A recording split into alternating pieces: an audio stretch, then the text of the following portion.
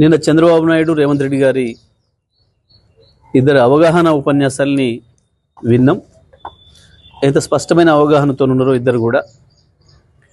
బనకచెర్ల కట్టి తీరుతామని, బనకచెర్లలో ఏదో వృధా జలాలు, సముద్రం పోయే జలాలు మా మీద చెల్లిపోతున్నాయి, మేము వరదలు భరిస్తాంగా నీళ్లు వాడుకోమా అని చెప్పేసి మాట్లాడుతున్నాడు చంద్రబాబు నాయుడు. రేవంత్ రెడ్డి మాత్రం ఆ విషయాన్ని వదిలిపెట్టి మళ్ళీ కాళేశ్వరం లేనే లేదు అని ఏదైతే చెప్పిండో ఇది కేవలం బనకచెర్ల కొరకే.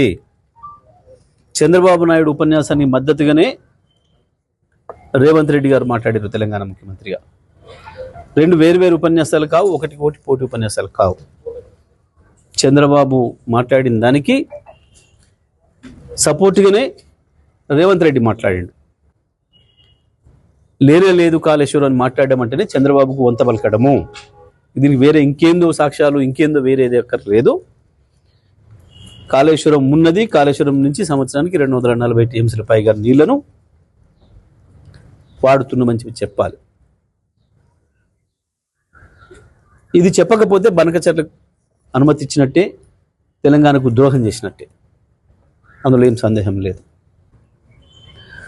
సరే, నిన్న ఉత్తమ్ కుమార్ రెడ్డి ఇంకొక మాట మాట్లాడాడు. ఏదో దేవాదుల నీళ్ళు ఏదో తెస్తా మీకు అని చెప్పేసి మాట్లాడింది తుంగతుర్తికి. అంటే దీంతోనే వీళ్ళకి అర్థమైంది, ప్రజలకు అర్థమైంది, మీరు ఇన్ని రోజులు ఎస్ఆర్ఎస్ నుంచి తెస్తున్నాం నీళ్ళు అని చెప్పిన మాట ఏదైతే ఉందో అది అబద్ధం. గత 4 సంవత్సరాలు సూర్యాపేట తాలూకా, సూర్యాపేట జిల్లా రైతాంగం కావచ్చు, వరంగల్ జిల్లాలోని మిగతా ప్రాంతాల రైతాంగం కావచ్చు, వాడిని మొత్తం కూడా కాళేశ్వరం నీళ్ళు అనే విషయాన్ని నేను స్పష్టంగా చెప్పిండు ఉత్తమ్ కుమార్ రెడ్డి. ఇవాళ కొత్తగా దేవాదాయ నీళ్ళు ఇస్తారని మాట్లాడుతున్నాడు. ఈ ముఖ్యమంత్రి చేస్తున్న ద్రోహం ఏదైతే ఉందో తెలంగాణ ప్రజలకి, తెలంగాణ ప్రజలందరూ కూడా అర్థం చేసుకోవాల్సిన అవసరం ఉంది. రైతాంగం కూడా తగు రీతిలో స్పందించాల్సిన అవసరం ఉంది.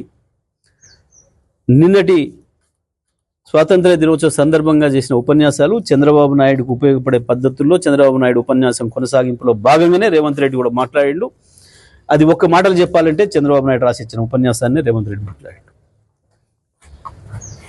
కానీ డ్రామా చేసి ఏదో మీడియాలో, డబ్బా ఛానళ్ళల్లో ఏదో ముఖ్యమంత్రులు పోటీపడి మాట్లాడిన కొంతమంది వేసినారు.